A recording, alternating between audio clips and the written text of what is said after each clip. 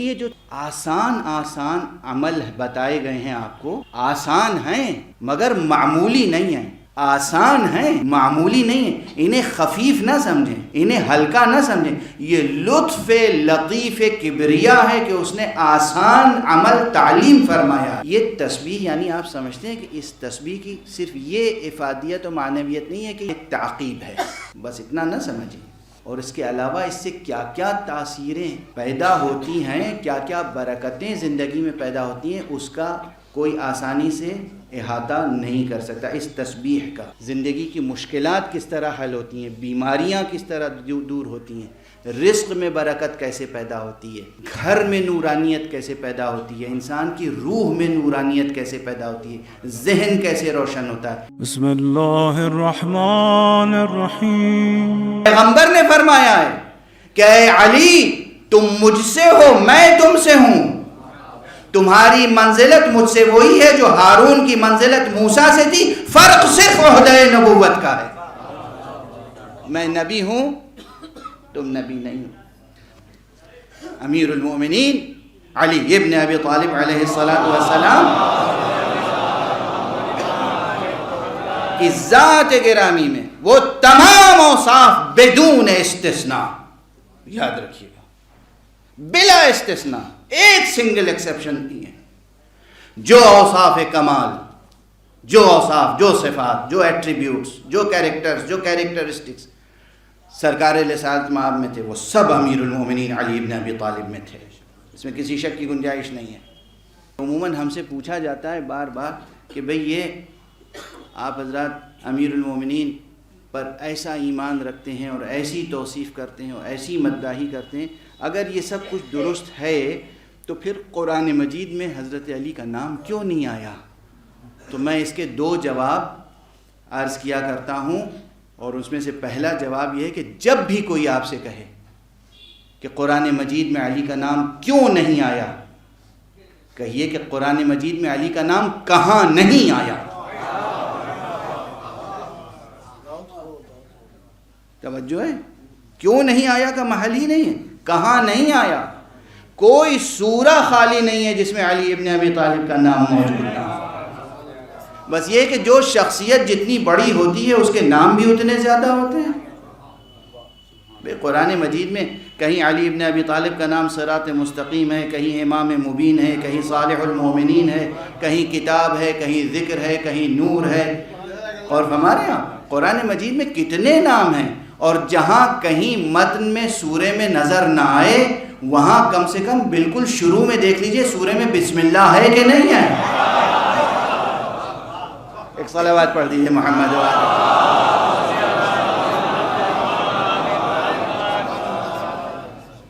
پورے قرآن مجید میں۔ ہاں، اب فرق صرف اتنا ہے، یہ سب ذوقیات تک محدود نہیں ہے بات، یہ حقائق قرآنیہ کی بات ہے۔ جو اہل علم ہیں وہ سمجھ جائیں گے اس کا فرق۔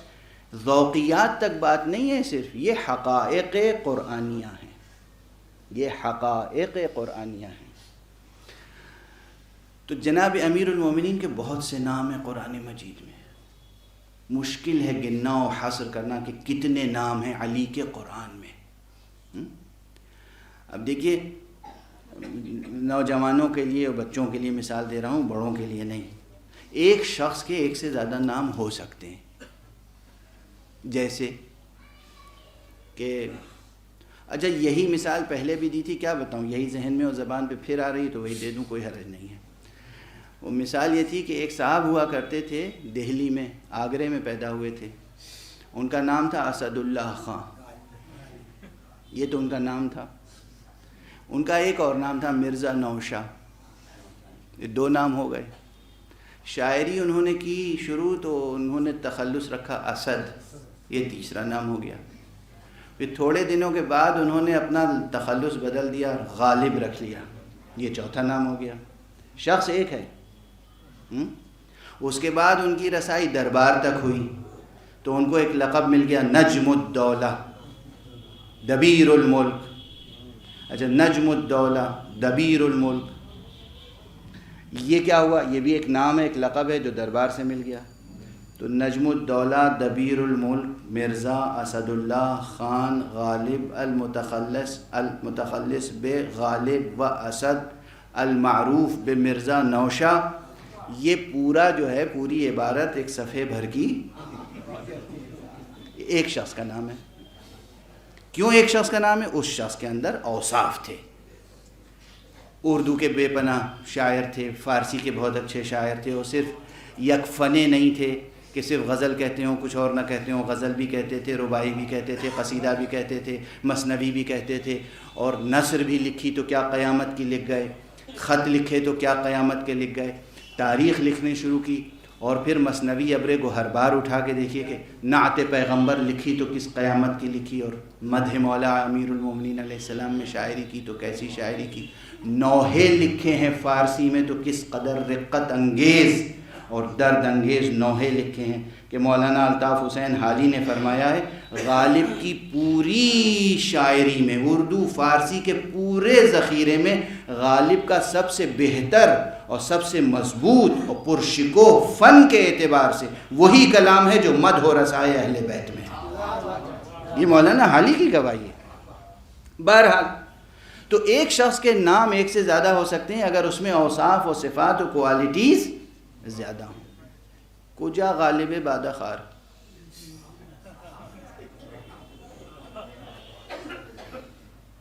کجا غالب اکبر آبادی ثم دہلوی، اب کجا کے بعد کہنے کی گنجائش نہیں ہے، اس لیے حجاب لایا جائے بیچ میں بلا تشبیہ، بلا تشبیہ۔ کجا وہ ذات گرامی، وہ ذات گرامی، وہ پیکر نور، وہ آدم نوری، آدم خاکی نہیں، آدم نوری، اور میں آدم نوری اس لیے کہہ رہا ہوں کہ پیغمبر صلی اللہ علیہ وآلہ وسلم اور امیر المومنین علی ابن ابی طالب علیہ السلام کا ارشاد گرامی ہے، انہوں نے فرمایا کنت نبیا وآدم بین الماء والطین، اور انہوں نے فرمایا وکنت ولیا وآدم بین الماء والطین۔ وہ فرماتے ہیں میں نبی تھا اس وقت جب آدم ابھی آب و گل کے درمیان تھے، یہ فرماتے ہیں میں ولی تھا اس وقت جب آدم آب و گل کے درمیان تھے۔ تو جو آدم خاکی سے پہلے ہو وہ آدم نوری ہی ہو سکتا ہے، آدم خاکی تو نہیں ہو سکتا۔ یہ شخصیت، یہ ذات گرامی، اس میں کسی شک کی گنجائش نہیں ہے کہ صفات میں اسی درجہ کمال پر ہیں جس درجہ کمال پر حضرت مصطفیٰ صلی اللہ علیہ وآلہ وسلم۔ لیکن اس وقت جو گفتگو ہے وہ یاد رکھیں پورے قرآن مجید میں ایک کلمہ کوثر ایسا استعارہ ہے۔ میں علماء کے درمیان عرض کر رہا ہوں جو شب و روز ادبیات سے سروکار رکھتے ہیں، اگر تفسیر سورہ کوثر شروع کی جائے تو سب سے پہلے یہ سمجھنا پڑے گا کہ لفظ الکوثر یہاں پر استعارہ ہے۔ کہیں کہیں عبارت یہ قطعیت کے ساتھ بولتی ہے، پکارتی ہے کہ یہ استعارہ ہے، لیکن عجیب و غریب استعارہ ہے۔ الکوثر کے معنی کیا ہے؟ کثرت سے فعل کے وزن پر ایک مبالغے کا صیغہ ہے، الف لام کے ساتھ استعمال ہوا ہے۔ اس کے معنی یہ ہیں کہ یہاں پر جب الکوثر کہتے ہیں تو کیا معلوم ہوتا ہے؟ علم کثیر یا کرم کثیر یا شجاعت کثیرہ یا صبر کثیر، کون سی صفت ابھر کے سامنے آتی ہے؟ بس یہ معلوم ہوتا ہے کہ تمام صفات اس ذات میں کثرت سے پائی جاتی ہیں، اور کوئی ایک صفت دوسری صفت پر غالب نہیں آتی، کوئی ایک رنگ غالب نہیں آتا۔ یعنی جو کیفیت کلمہ اللہ کی ہے وہی کیفیت کلمہ محمد کی ہے، وہی کیفیت کلمہ الکوثر کی ہے۔ کیا شان ہے جناب فاطمہ زہرا سلام اللہ علیہ۔ اور بس یہاں پر آپ کہیں گے یہ غلو کر رہے ہیں اور قیاس آریائیاں کر رہے ہیں اور سخن گسترانہ باتیں ہیں، یہ تو لغت اور ادب کے حوالوں سے باتیں کر رہے ہیں، شاعرانہ باتیں ہیں۔ بس سنبھل کے ایک حدیث گرامی سن لیجئے جو آج تک 35-40 برس کی اپنی ذاکری کی عمر میں نے کبھی یہ حدیث کہیں نہیں پڑھی تھی، یا کل قم میں پڑھی ہے یا آج یہاں آپ کے سامنے عرض کر رہا ہوں۔ حدیث صحیح السند ہے، حدیث صحیح السند ہے، اور کس سے ہے؟ حضرت امام جعفر صادق علیہ السلام۔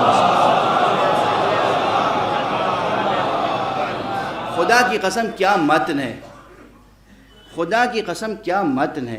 بہت سی حدیثیں مناقب و فضائل حضرت زہرا میں مشہور ہیں، معروف ہیں، اور آپ سنتے رہتے ہیں. فاطمۃ بضعۃ منی اور من آذاہا فقد آذانی، بہت سی حدیثیں ہیں، بہت سی روایتیں، بہت سے واقعات ہیں جو شب و روز آپ سنتے رہتے ہیں. جب بی بی تشریف لاتی تھیں تو جناب رسالت مآب کھڑے ہو جاتے تھے، اپنی جگہ بٹھاتے تھے. جناب رسالت مآب بی بی فاطمہ زہرا کی پیشانی پر اور ہاتھوں پہ بوسہ دیتے تھے. اور فرمائیں آپ یہ تمام فضائل آپ سنتے رہتے ہیں، کوئی چیز نئی آپ کے لیے نہیں ہے، لیکن شاید یہ متن نیا ہو. جو وسائل الشیعہ کی 7ویں جلد میں ہے، وہ بھی وہاں پر جہاں تسبیح حضرت بی بی فاطمہ زہرا کا تذکرہ ہے.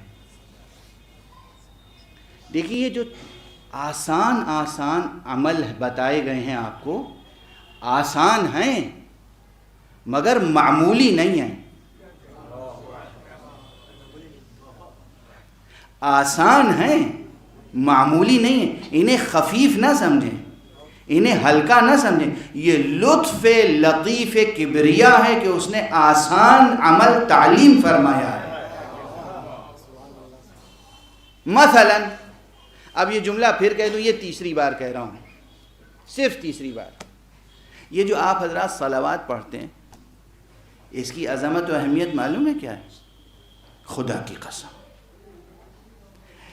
یہ صلوات کلمہ فقہی اعتبار سے، حقیقت شرعیہ کے لحاظ سے، جو ایک لفظ صلاۃ کا کلی مفہوم ہے، اس لفظ صلاۃ کے مصادیق میں سے ایک ہے. یعنی یہ بھی حقیقتاً صلاۃ ہے، فقہی معنی میں، شرعی معنی میں صلاۃ ہے. صلاۃ ہے. جس طرح یہ 5 وقتوں کی نماز کو آپ صلاۃ کہتے ہیں، اسی طرح یہ صلوات ایک جملہ جو آپ ادا کرتے ہیں یہ صلاۃ ہے. مگر اس کی آسان اتنی ہے کہ وضو بھی شرط نہیں ہے، عظیم اتنی ہے کہ اور نمازیں تو کسی کے بھی پیچھے ادا کی جا سکتی ہیں، کوئی بھی امام ہوتا ہے. یہ وہ صلاۃ ہے جو خدا کی امامت میں ادا ہوتی ہے.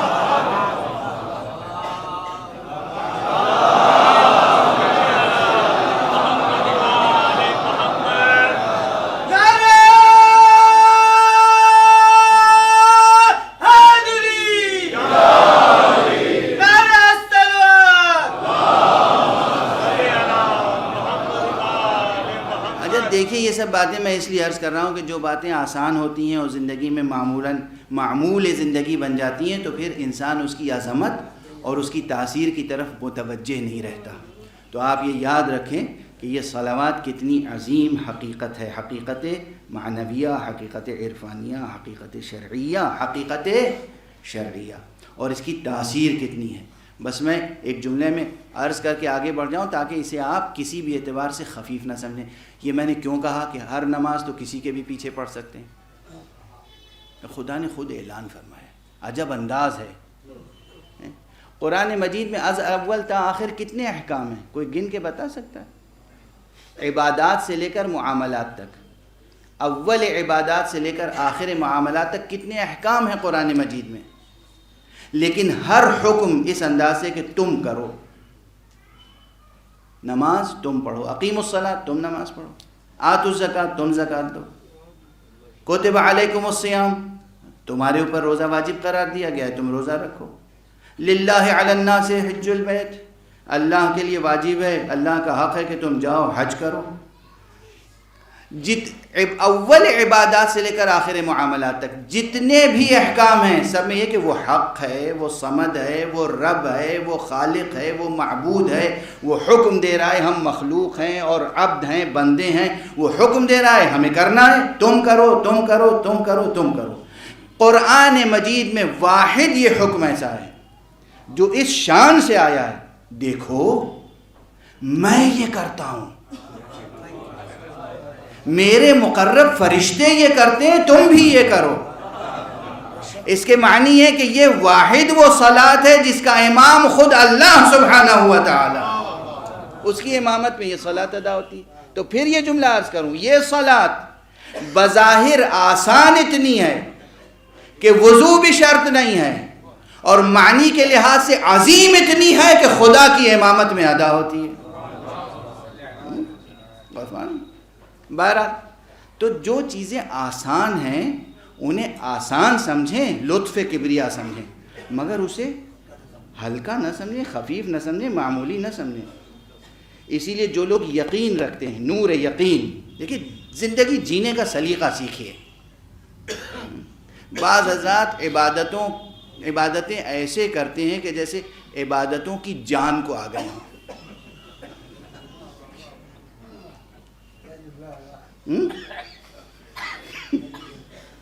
نماز روزے کے پیچھے پڑ گئے ہوں.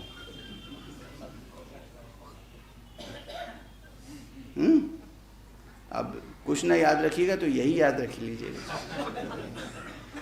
ایسی عبادت، اور پھر ان عبادتوں پہ ناز کرتے ہیں، فخر کرتے ہیں، ذکر کرتے ہیں، جگہ جگہ اٹھتے ہیں، بھائی میں دیر تک نہیں بیٹھ سکتا، مجھے جانا ہے، اگر دیر تک بیٹھ گیا تو مجھے پھر نماز شب چھوٹ جائے گی میری. بھائی نماز شب اس لیے واجب ہوئی ہے، اللہ نے کہا ہے کہ خاموشی سے تنہائی میں مجھ سے آ کے ملو. آپ کس نے کہا کہ آپ اعلان کرتے پھریں؟ اور تنہائی میں ملاقات کے لیے بلایا، آپ اعلان کرتے پھر رہے ہیں. طرح طرح سے اپنے نیکیوں کا تذکرہ، اپنے اعمال کا تذکرہ. اٹھتے بیٹھتے، کھانے پہ بیٹھے نہیں، زیادہ نہیں کھائیں گے اس لیے کہ زیادہ کھا لیں گے تو پھر نماز شب کے لیے آنکھ نہیں کھلے گی. ٹھیک ہے نا؟ تو اس طرح نماز روزے کو ادا کرتے ہیں جیسے نماز روزے کی جان کو آ گئے. اجل دیکھیے حضور کے اصحاب میں سب سے بڑا عارف کون تھا؟ سب سے بڑا عارف کون تھا؟ سلمان فارسی. رسول اللہ صلی اللہ علیہ وآلہ وسلم نے ایک مرتبہ پوچھا اپنے اصحاب سے کہ تم میں سے کون ہے جو ہمیشہ روزے رکھتا ہے؟ سب خاموش. جناب سلمان نے کہا میں. کہ تم میں سے کون ہے جو روزانہ پورا قرآن ختم کر کے سوتا ہے؟ سب خاموش. جناب سلمان نے کہا میں. حضور نے پوچھا کون ہے جو تم میں سے پوری رات عبادت کرتا ہے، پوری رات نمازوں میں گزارتا ہے؟ سب خاموش. جناب سلمان نے کہا میں. اچھا اب ظاہر ہے کہ جیسے آج کل مولویوں میں، ذاکروں میں آپس میں ہوتی ہے نا، یہ کیا ایک دوسرے کے خلاف کام کرتے رہتے ہیں. مولویوں کے ذکر اس لیے کیا کہ میں خود مولوی ہوں، مومنین کے اوپر میں کیوں اتہام لگاؤں، الزام لگاؤں؟ میں اپنے عمل کا محاسبہ کر سکتا ہوں نا. تو میں خود اپنی ذات پہ طنز کرنا زیادہ بہتر سمجھتا ہوں دوسروں پر طنز کرنے سے. تو ایک دوسرے کو برداشت نہیں کر پاتے، ایک دوسرے کی خوبی نہیں سن سکتے، ایک دوسرے کی تعریف نہیں سن سکتے، ایک دوسرے کا وصف برداشت نہیں ہے. اور یہ پرانا مرض ہے. یہ وہاں بزم پیغمبر میں، صحابہ میں بھی تھا، جن کے لیے ہم کہہ دیتے ہیں رضی اللہ تعالی اجمعین. وہاں بھی یہ مشکل تھی. جیسے ہی جناب سلمان نے کہا کہ میں یا رسول اللہ، تو فوراً ایک صاحب اٹھے، ان کا یا رسول اللہ میں نے اکثر راتوں کو سوتے دیکھا ہے اور یہ کہہ رہے ہیں کہ میں رات بھر عبادت ہمیشہ کرتا ہوں. حضور نے کہا ہاں ٹھیک ہے. مسکرائے، تبسم فرمائے. حضور تو تبسم فرماتے تھے. اس آفتاب نور کا تبسم بھی کیا تبسم تھا. اور ایک صاحب اور اٹھے، یہ بالکل صحیح کہہ رہے ہیں یا رسول اللہ، یہ صرف راتوں کو سوتے ہی نہیں، ہم نے تو اکثر دن میں کھاتے دیکھا ہے. وہی کہتے ہیں میں ہمیشہ روزہ رکھتا ہوں. تیسرے صاحب اٹھے، انہوں نے کہا کہ میں نے بہت کم قرآن پڑھتے دیکھا ہے انہیں، اور یہ آپ کے سامنے دعویٰ کر رہے ہیں کہ ہمیشہ میں پورا قرآن ختم کر کے سوتا ہوں. معلوم ہے ان گلوں شکووں کے بعد، ان اعتراضات کے بعد حضور نے کیا فرمایا؟ کیا عظیم جملہ ہے. کہا تم میں سے کون ہے لقمان جیسی عقل و حکمت رکھنے والا جو سلمان کی باتوں کو سمجھ سکے؟ تم میں سے کون ہے لقمان جیسی حکمت اور عقل رکھنے والا جو سلمان کی باتوں کو سمجھ سکے؟ اور کہا سلمان ذرا تم خود ہی اپنی باتوں کو سمجھاؤ. جناب سلمان نے فوراً کہا یا رسول اللہ، آپ جو فرماتے ہیں مجھے اس پر پورا یقین ہے۔ آپ نے فرمایا تھا جو شخص وضو کر کے سو جائے اللہ اسے تمام شب نماز پڑھنے کا اور عبادت کرنے کا ثواب عطا کرتا ہے۔ جب سے آپ نے فرمایا ہے میں ہر شب نہیں سوتا مگر وضو کر کے، مجھے یقین ہے کہ میں رات بھر عبادت کرتا ہوں۔ دیکھیے یقین، عمل ہلکا ہے، عمل آسان ہے مگر معمولی نہیں ہے۔ کہا یا رسول اللہ آپ نے فرمایا تھا جو ہر مہینے میں شروع میں، وسط میں، آخر میں 3 روزہ رکھ لے، گویا وہ اللہ اسے عطا کرتا ہے کہ پورے مہینے اس نے روزہ رکھا۔ جب سے آپ نے فرمایا ہے میں ہمیشہ اول و وسط و آخر روزہ رکھتا ہوں۔ اور یا رسول اللہ آپ نے فرمایا تھا جو شخص 3 مرتبہ سورہ اخلاص کی تلاوت فرمائے، سورہ قل هو اللہ، اسے اللہ ختم قرآن کا ثواب عطا کرتا ہے۔ جب سے آپ نے فرمایا ہے میں پابند ہوں، اس لیے میں یقین رکھتا ہوں کہ میں جب بھی سوتا ہوں تو قرآن ختم کر کے سوتا ہوں۔ آپ غور فرمائیں، یہ گفتگو محضر پیغمبر میں ہو رہی ہے، سرکار رسالت میں آپ کے سامنے ہو رہی ہے، یعنی جو آسان عمل آپ کو بتائے گئے ہیں انہیں آسان سمجھیے، لطف حق سمجھیے، لطف کبریا سمجھیے، عطائے رب سمجھیے، معمولی نہ سمجھیے، بے اثر نہ سمجھیے، خفیف نہ سمجھیے۔ ان اعمال میں بے انتہا تاثیر ہے۔ اگر یہ چیزیں پیش نظر رہیں نا تو پھر زندگی کی معنویت عجیب ہوگی، معنویت، نورانیت، کیفیت۔ ایسے ہی آسان اعمال میں سے ایک ہے تسبیح ہے حضرت بی بی فاطمہ زہرا سلام اللہ۔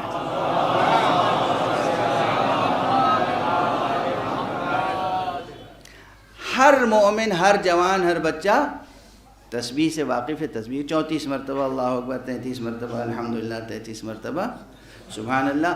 ائمہ اطہار سے روایتیں ہیں کہ ہم اپنے بچوں کو جس طرح نماز تعلیم کرتے ہیں اسی طرح تسبیح فاطمہ زہرا تعلیم کرتے ہیں۔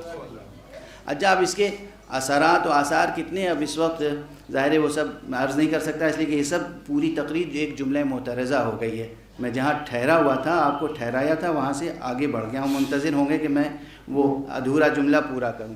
تو بہرحال تسبیح کے باب میں جو حدیثیں ہیں وسائل الشیعہ میں 7ویں جلد میں، وہاں ایک شخص آتا ہے امام صادق علیہ السلام کے پاس۔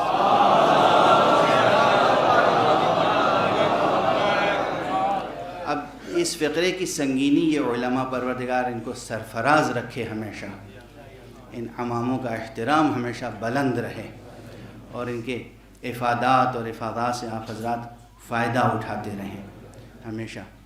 تو یہ سمجھ سکتے ہیں کہ کیا جملہ ہے۔ ایک شخص آیا حضرت صادق علیہ السلام کے پاس، اس نے کہا آقا کچھ تعلیم کیجئے، کوئی دعا تعلیم کیجئے۔ اکثر یہ ہوتا ہے نا، اکثر لوگ مجھے یہ مشکل ہے، یہ مسئلہ ہے، یہ درد ہے، یہ دکھ ہے، تعلیم کیجئے۔ علماء کے پاس آتے ہیں، وہ امام کے پاس آیا ہے، مجھے کچھ تعلیم کیجئے، دعا۔ امام نے جملہ کہا ہے تعلیم کرنے کے لیے، کون سی چیز؟ تسبیح زہرا سلام اللہ علیہ بتانے کے لیے۔ یہ تسبیح یعنی آپ سمجھتے ہیں کہ اس تسبیح کی صرف یہ افادیت و معنویت نہیں ہے کہ یہ نماز کے بعد ایک تعقیب ہے، بس اتنا نہ سمجھیں، نماز کا تکملہ ہے، اور اس کے علاوہ اس سے کیا کیا تاثیریں پیدا ہوتی ہیں، کیا کیا برکتیں زندگی میں پیدا ہوتی ہیں، اس کا کوئی آسانی سے احاطہ نہیں کر سکتا۔ اس تسبیح کا زندگی کی مشکلات کس طرح حل ہوتی ہیں، بیماریاں کس طرح دور ہوتی ہیں، رزق میں برکت کیسے پیدا ہوتی ہے، گھر میں نورانیت کیسے پیدا ہوتی ہے، انسان کی روح میں نورانیت کیسے پیدا ہوتی ہے، ذہن کیسے روشن ہوتا ہے، اس تسبیح حضرت فاطمہ زہرا سے، اس تسبیح حضرت فاطمہ زہرا سے۔ یہ آج سمجھ کے جائیے گا۔ پھر عرض کر رہا ہوں، کسی آسان عمل کو معمولی نہ سمجھیے گا۔ آسان ہے، لطف حق ہے کہ آسان ہے، اور اس میں تاثیریں بھر دی ہیں حق سبحانہ و تعالیٰ۔ تو آپ سے جب اس نے کہا آقا کچھ سکھائیے، کچھ بتائیے، تعلیم دیجیے، تو آپ نے جو جملہ کہا ہے اللہ اکبر، فرماتے ہیں کہ ما اعلم احدا کان اکبر عند رسول اللہ من فاطمہ. اللہ.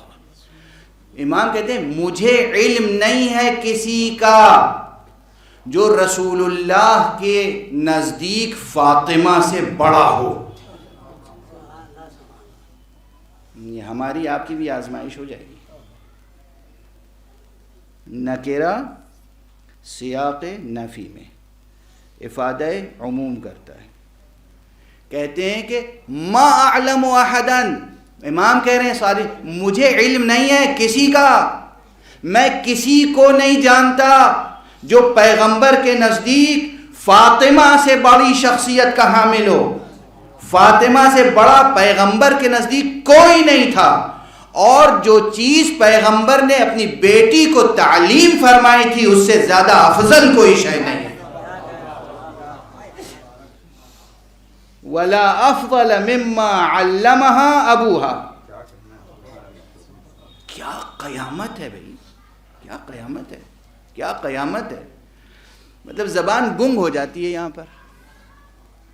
آپ سوچ رہے تھے میں لفظ الکوثر کی معنویت بیان کرنے کے لیے یہ کہہ رہا ہوں کہ الکوثر یعنی جامع صفات، تمام صفات کمال و کثرت کے ساتھ ہیں، ایک صفت دوسرے صفت سے آگے نہیں بڑھتی، کوئی رنگ نمایاں نہیں ہوتا.